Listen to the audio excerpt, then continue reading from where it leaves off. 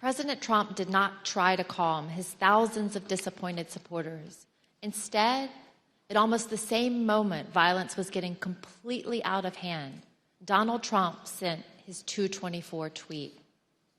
The president said, Mike Pence didn't have the courage to do what should have been done to protect our country and our Constitution. Despite knowing the Capitol had been breached and the mob was in the building, President Trump called Mike Pence a coward and placed all the blame on him for not stopping the certification. He put a target on his own vice president's back. Mr. Pottinger and Ms. Matthews, when we ask you about your reaction to seeing the 224 tweet in real time, you both used the same imagery to describe it. President Trump was adding fuel to the fire.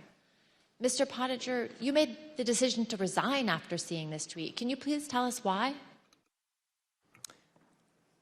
Yes. So that was pretty soon after or shortly before I'd gotten back to the White House. I'd come from off-site.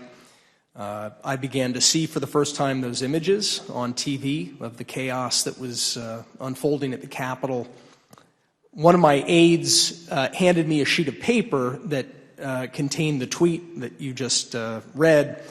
I read it and was quite disturbed by it. I was disturbed and worried to see that the president was attacking Vice President Pence for doing his constitutional duty. So the tweet looked to me like the opposite of what we really needed at that moment, which was a de-escalation. And that's why I had said earlier that it looked like fuel being poured on the fire.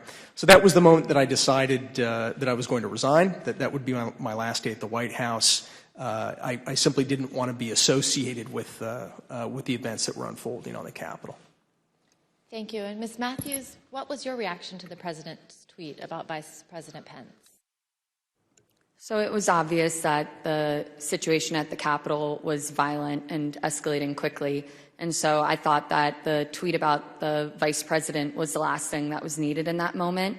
And I remember thinking that this was going to be bad for him to tweet this because it was essentially him giving the green light to these people, telling them that what they were doing at the steps of the Capitol and entering the Capitol was okay, that they were justified in their anger. And he shouldn't have been doing that. He should have been telling these people to go home and to leave and to condemn the violence that we were seeing. And I'm someone who has worked with him. I worked on the campaign, traveled all around the country, going to countless rallies with him, and I've seen the impact that his words have on his supporters. They truly latch on to every word and every tweet that he says, and so I think that in that moment, for him to tweet out the message about Mike Pence, it was him pouring gasoline on the fire and making it much worse. Thank you both. And let's watch what others also told us about their reactions to this tweet. I don't remember when exactly I heard about that tweet, but my reaction to it is that's a terrible tweet, and I disagreed with the sentiment, and I thought it was wrong. What was your reaction when you saw that tweet? Extremely unhelpful.